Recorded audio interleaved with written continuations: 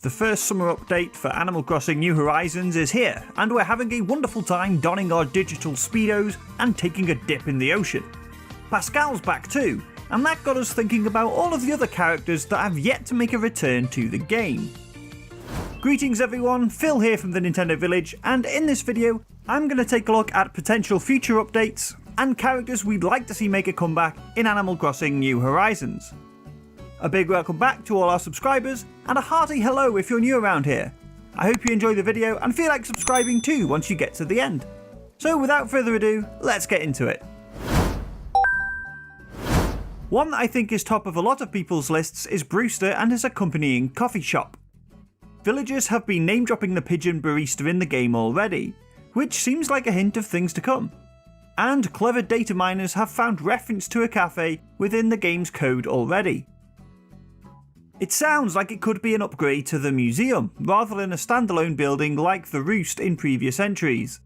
But we definitely welcome back the return of a chilled area to relax between bouts of fishing and bug catching. It would also be interesting to see if Brewster actually gets replaced by a younger counterpart, aping the arrivals of CJ and Flick. Some sort of hipster raven manning the cafe would be pretty cool. That data mine also hinted at a gyroid section for the museum cafe. Those weird things are completely missing from New Horizons, with the exception of course of Lloyd, who mans your building projects. It's a series staple that's been weirdly omitted for some reason, so we'd happily welcome them back.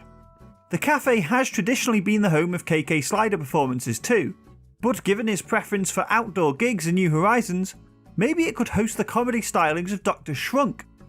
Reactions are earned through villager interactions this time around, but that doesn't mean there couldn't be special items you could earn from attending his performances. Elsewhere in possible museum extensions is the hint of a museum shop. What that might sell is anyone's guess, maybe replicas of art pieces you found or exclusive wallpaper, tools and clothing. It could occasionally offer higher sell prices for fossils too, in the same way Flick and CJ will pay a little extra for your bugs and fish. So lots of potential upgrades to the museum and associated personnel. But who else could make an appearance? Well, elsewhere in the game's code is another upgrade for Nook's Cranny, which makes sense given the number of upgrades the shop has received in previous entries. Now, that could mean that Leaf once again joins Timmy and Toppy in the same building, taking up a permanent residence on the island, or perhaps the unused shopping interface labelled Real Estate within the game's code hints at the return of Lyle. Personally, I like to see Gracie make a comeback with some more cool outfits and outrageous decor. Another one that's been hinted at, albeit not quite as explicitly, is Luna.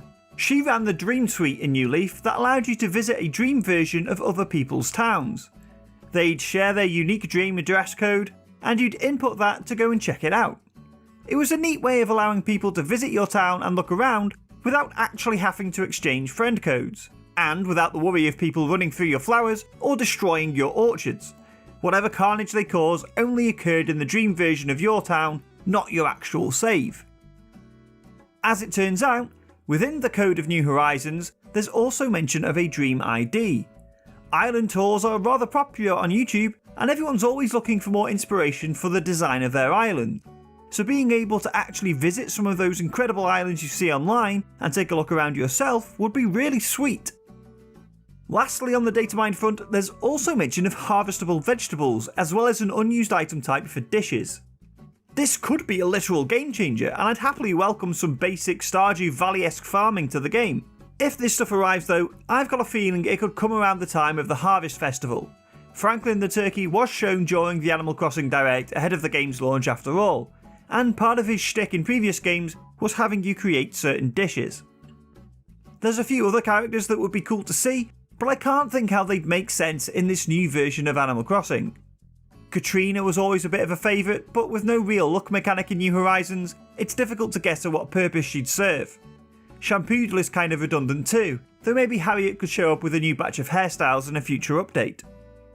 I'd really like to see the police station make a comeback too, not because my villagers are all wanton criminals, but because Booker and Copper were always some of my favourite characters and it would be great to stop in and chat with them from time to time.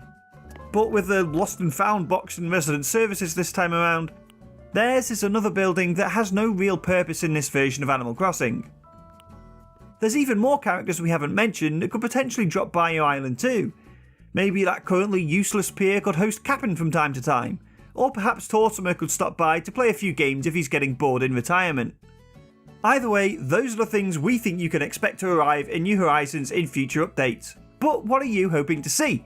Drop your ideas in the comments and let's get all hyped over what we might be doing on our islands over the next few years.